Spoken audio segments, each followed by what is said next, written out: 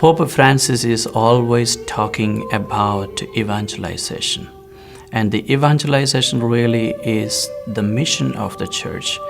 And therefore, I would say each and every one in the church is a missionary. We have to proclaim the good news for the people who do not know about Christ.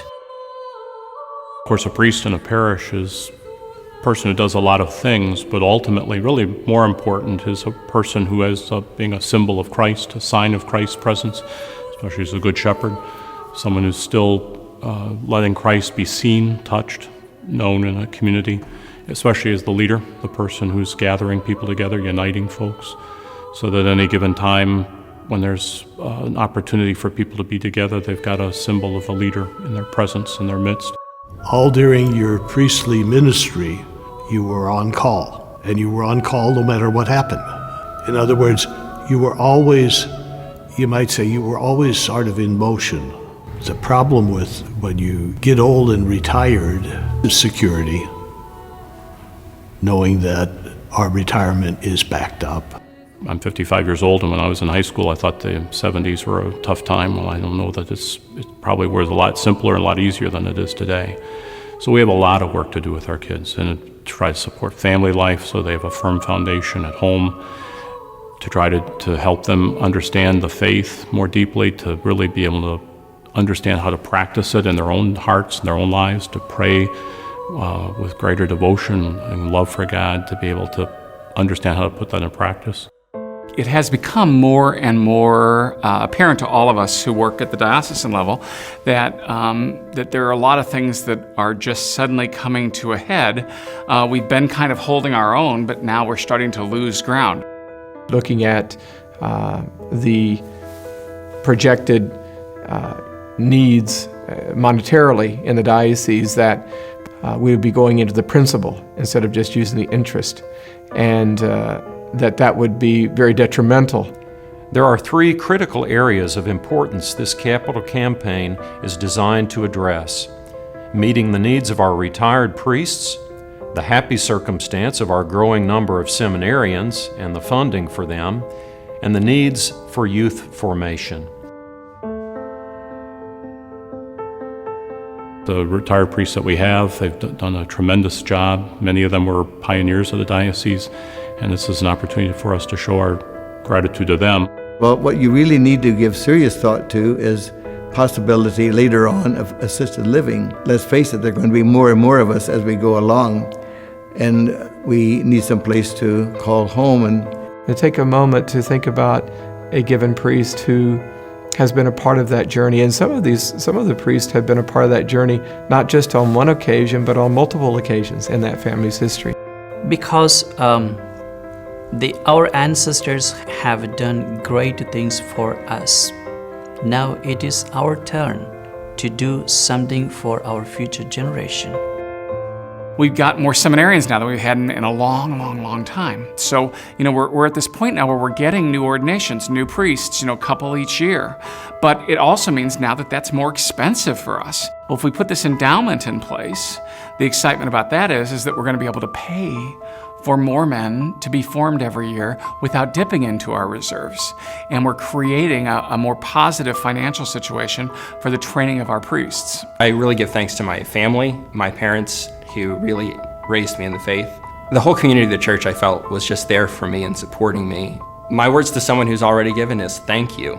Thank you so much for paying for our education. I'm definitely a son of the diocese. I was born in Joplin, Missouri, to two loving parents. I'm an only child, so I grew up in a small parish just outside Joplin in Webb City, Missouri, Sacred Heart. I know that my education and my formation in the priesthood, as good as it is, would not be possible without the people that support us.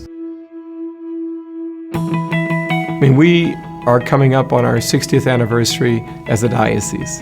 And what an opportune time for us to look at the gifts of our youth and say, what more can we do? How better can we assist them in their journey of faith? In order to keep our youth programs going, we need funding. Everybody says that the kids are the church of tomorrow, but they're the church of today. The youth formation gives them the opportunity to actually practice their faith and to share it with each other in a fun way that is on their level. And it's just amazing that some parishioners are willing to donate money that they've worked really hard for, so that way they could build up the church, especially for the youth, and I think that's just amazing. The statistics show that 85% of our youth leave the church between confirmation and college graduation, and that's just not an acceptable number. And I think if we're going to get a little bit better statistic, I think we're going to have to put more of our resources into youth formation. I would say they should definitely donate, because those donations help young people get close to God. We can teach religion academically, but I think faith is an experiential type of opportunity. You know, when we have retreats, that kids start to see that, you know, religious education isn't just something that I go and do on Sunday morning, and mom and dad do something else, and then I've done my religious education. But it really is a family thing. In this day and age, there are so many opportunities to learn. An endowment creates opportunity. So the capital campaign has to be seen as a separate piece.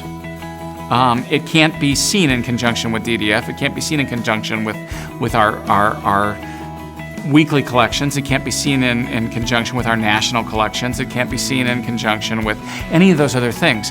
This is above and beyond, and so it is a special sacrifice. We priests, we are diocesan priests. We work in parishes, we work in prisons, we work as teachers, we work in hospitals. All of those are part of our ministries. I was called to be a priest of the Diocese of Springfield, Cape Girardeau.